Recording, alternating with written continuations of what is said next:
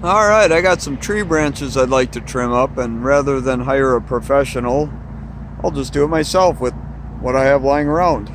So I threw a generator in the back of the Bazooki there, ratchet strapped a ladder down to the roof for safety, and got the old pull saw out.